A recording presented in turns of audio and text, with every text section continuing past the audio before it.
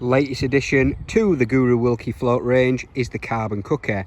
And with Andy Bennett, Partridge Lakes, and you're going to run through it, aren't you, mate? Yeah, so obviously today we're fishing with this little one. We've got 3 in the range. We've got 0.1 of a gram, 0.15 of a gram, and 0.25 of a gram, not a gram and a half, 0.25.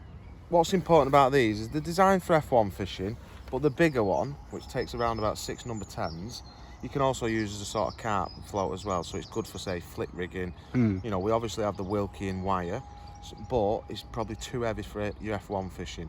So for me, we want to compromise, and Bobby Taylor loves this sort of float for flicking a pellet and stuff like that. It'll take, because it's got a thicker tip, it'll take a 6 and 8 mil pellet, so it'll take slightly bigger baits. On the 2 little ones, which are mainly for your F1 fishing, we've made sure that the tip's a little bit thinner. Definitely thinner, that ain't the bigger one. Yeah, we wanted to make them a little bit thinner because obviously you don't want to be, if you was F1 fishing, you won't fish with like a 4 or 5 mil bristle. So bristle thickness is really important, otherwise you'll miss loads of bites. So you've got to make them a little bit finer. So 0.1 of a gram, that takes 2 number 10s. A couple of ways you can shot it. I've got my rig here, I'll show you what I'm fishing with today. So 0.1 of a gram. Like I say, carbon stem on it, side eye, really important for me. I don't like inline dibbers. I think inline dibbers drift a little bit more. The line comes off the top of the float and it sort of creates a little sail. So for me, when I slap my rig in, I want it so that my line's down and I just think it cocks better as well. So side eye was really important. Thickness of the tip was really important. There's 2 ways you can shot it. Today, I'm only fishing about 11, 13 inch deep, just alternating a couple of inches between that. You could either have a little bulk where you pull your shot down, it just sits on top of your hook length, not like that. Or you can move 50% of that weight up your line and have one under the float, and that'll just give you an even slower fall.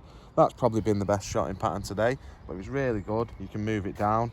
Obviously, the 0.15 of a gram, a little bit bigger, takes a little bit more shot. It'll take around about 4 number 10s.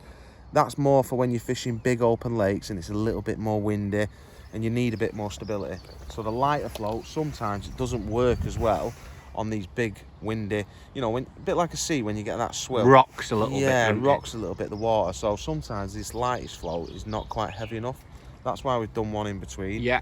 And then obviously if you're fishing like a 6 mil pellet, 4 mil pellet shallow, the 0.25 of a gram, flicking a rig for with pellets for carp, say, sort of an in-between float that. Can be used for F1s, generally fishing with bigger baits though. Yeah. That's why the tip's a little bit thicker.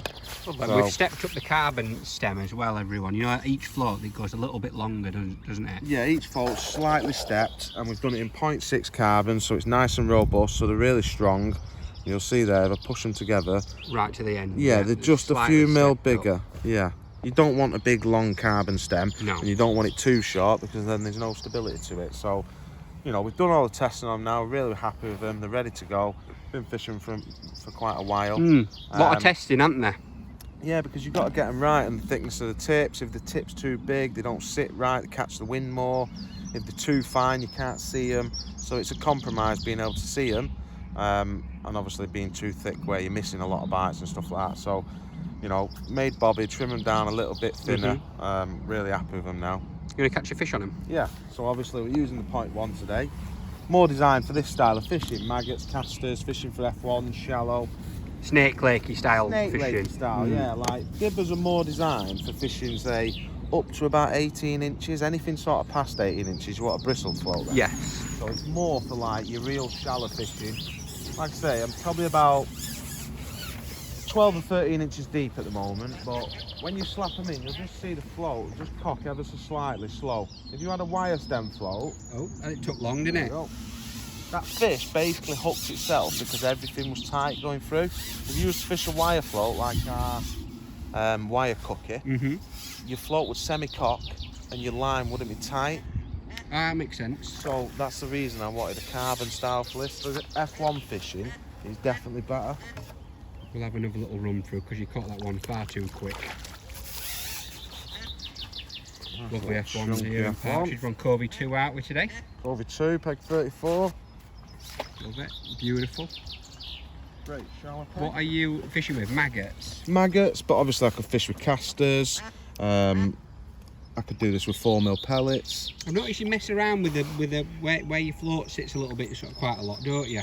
Yeah, sometimes the fish, if you fish too shallow, like today, I've seen an odd swirl, but you can't really catch them like 8-9 inches deep.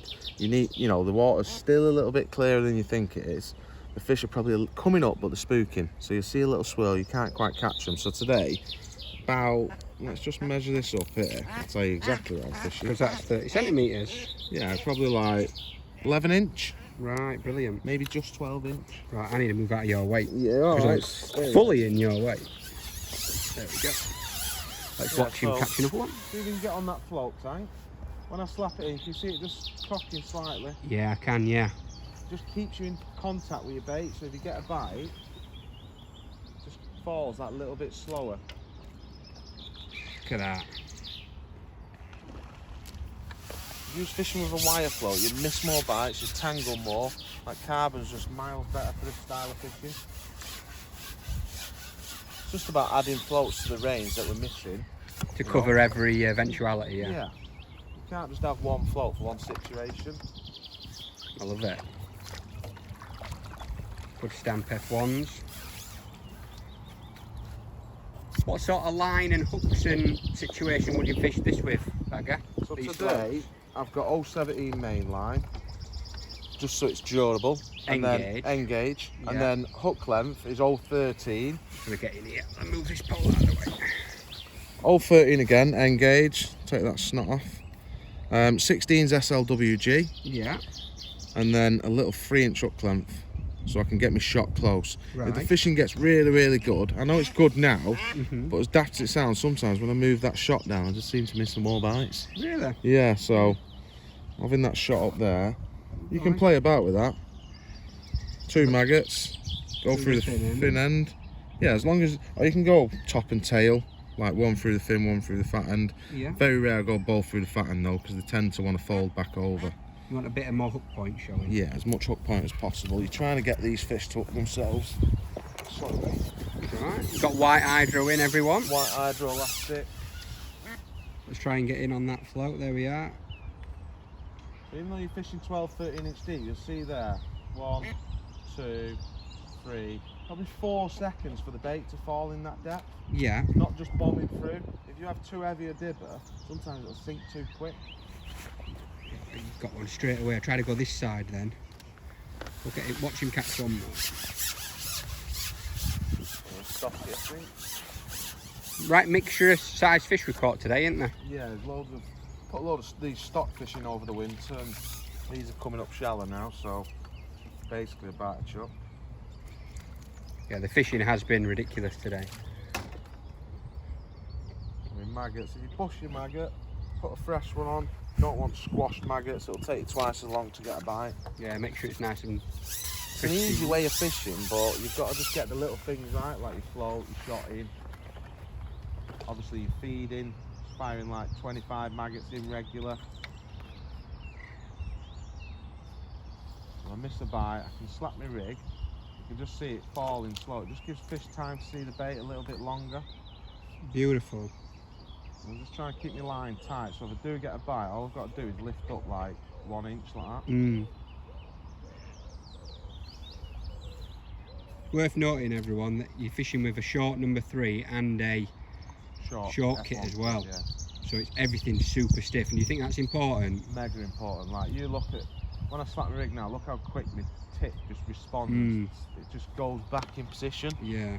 There's no wobble on it. Brilliant.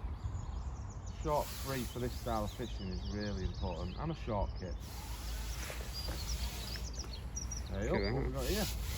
That's got an hippo. Absolute class at this style of fishing. And the carbon cookies are another addition to hopefully cover every eventuality for shallow fishing. Go on, look at that, beautiful. And the older ones. Nice stamp, isn't it that? What's that, £2-3? 2 and a bit. 2 and a bit, isn't it? Yeah. Yeah, got a nice belly on him. Bit like you, kid. Bit like me, bit slimy, like you. Well, thank you very much, mate. No worries. Beautiful. Carbon cookies. Get on him.